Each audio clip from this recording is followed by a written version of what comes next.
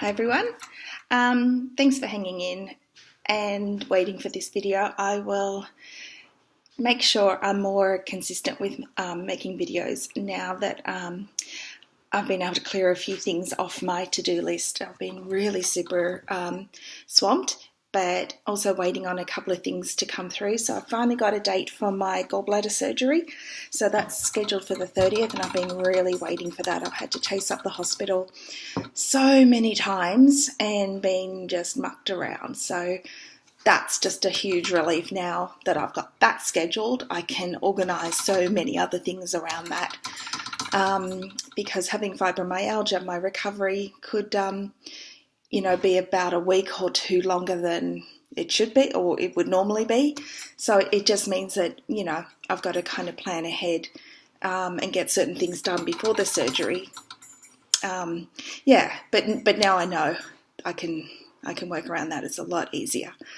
So that's been a big relief. So it's just one of those things when you have a chronic illness, there's just so many things you have to consider, and it's just not as easy and as straightforward as it is, especially an illness that has fatigue and pain associated with it. So I really don't know what to expect in terms of recovery, because the medication I take for fibro is low-dose naltrexone, and that's an opioid antagonist, which means it interacts with any opioids. I mean, that's a good thing. I was on opioids.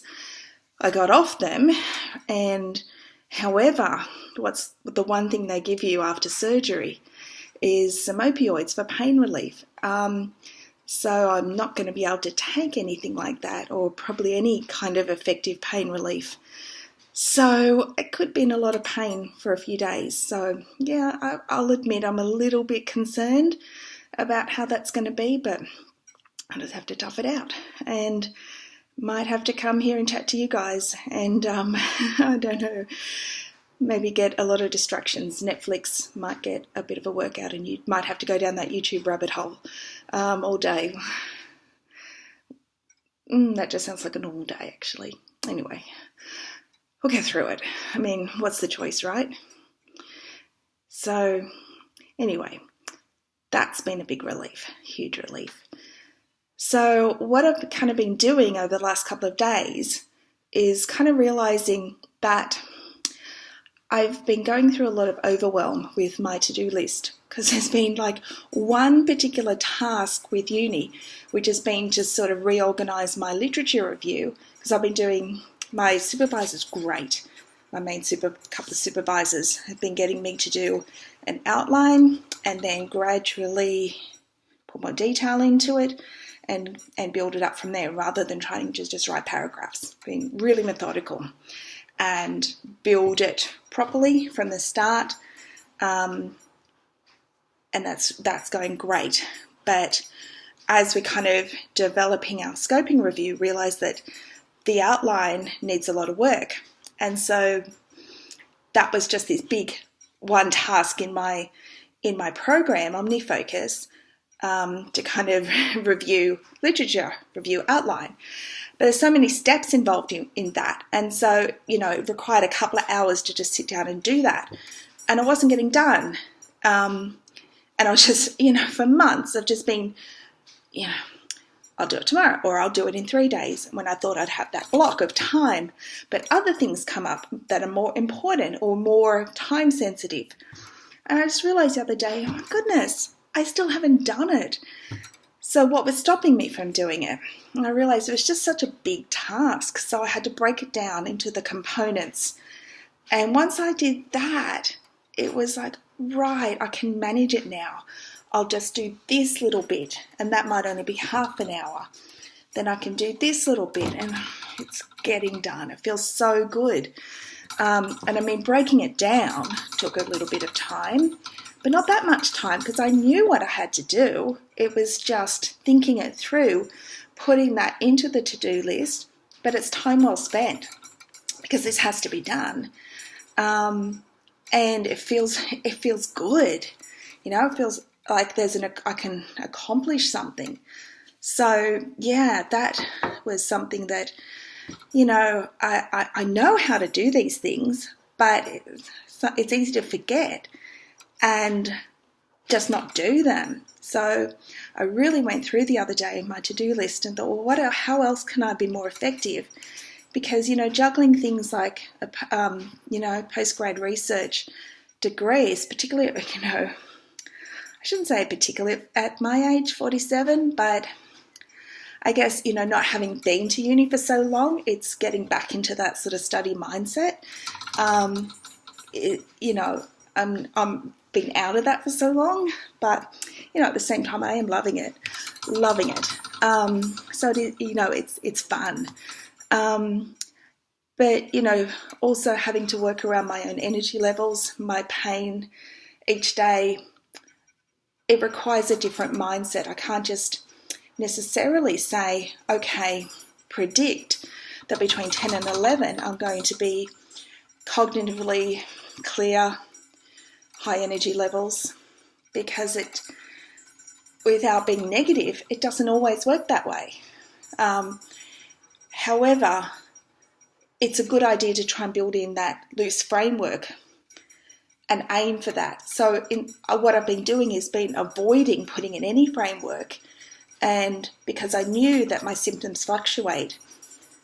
So what has been happening, because I've got all these conflicting priorities, I've been getting so overwhelmed and finding it so hard to know, I've been jumping around from different tasks, personal tasks for my mum, uni tasks, things that, I have to do outside the house that require more energy.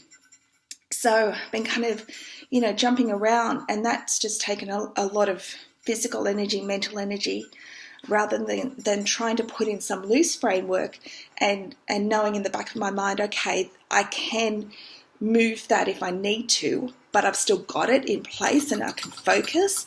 At least I don't have to try and think, okay, well, why don't I say on a Tuesday when I'm at home between roughly this time, I'll devote to those tasks. And if I need to change it, I can, but I've already decided that's when I can do those tasks.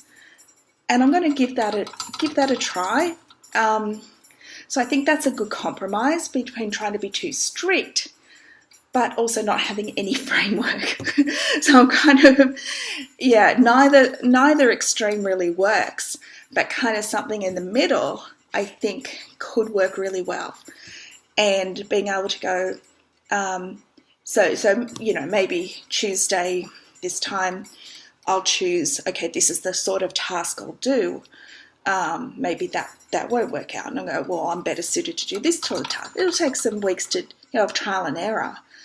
But it's just having something in place so I don't have to think, right, what am I going to do now? I think that'll just take some pressure off as well mentally. So I can just come to the day and go, right, oh yeah, okay, this is the time I've allocated to chase up stuff from my mum or chase up some personal stuff. Right, I'm going to do that now. Go to my to-do list under my projects.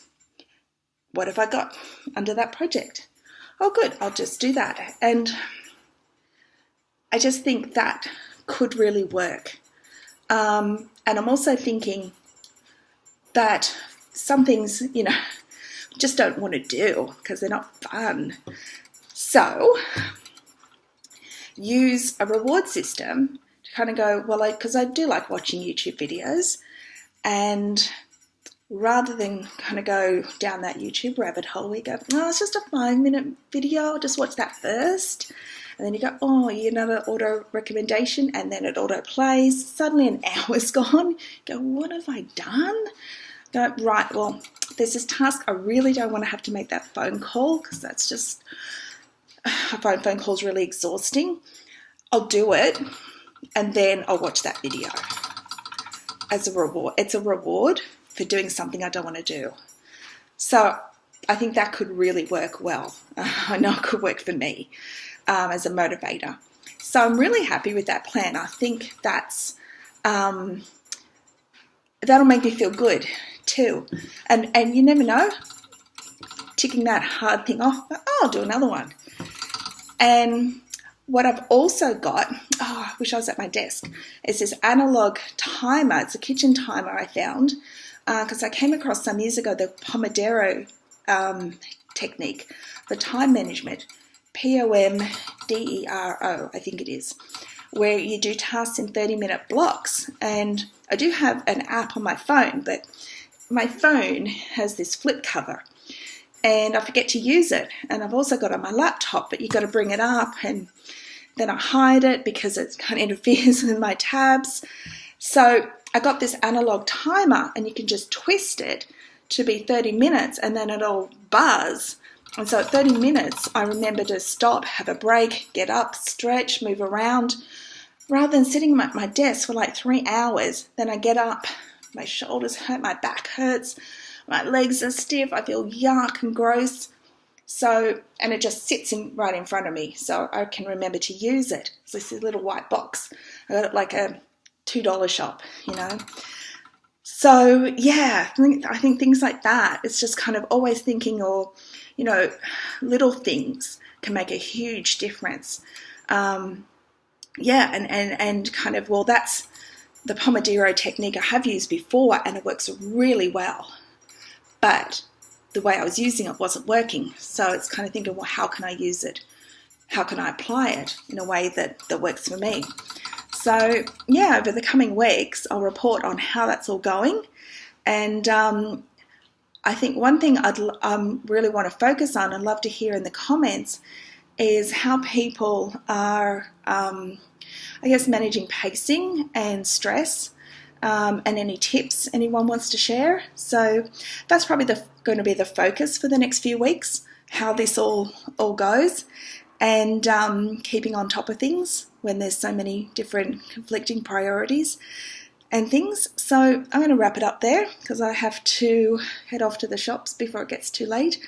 I've just realised the time. So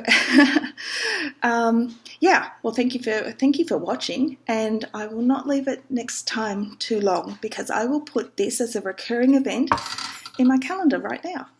All right, have a good day or night, and I will see you later. Bye for now.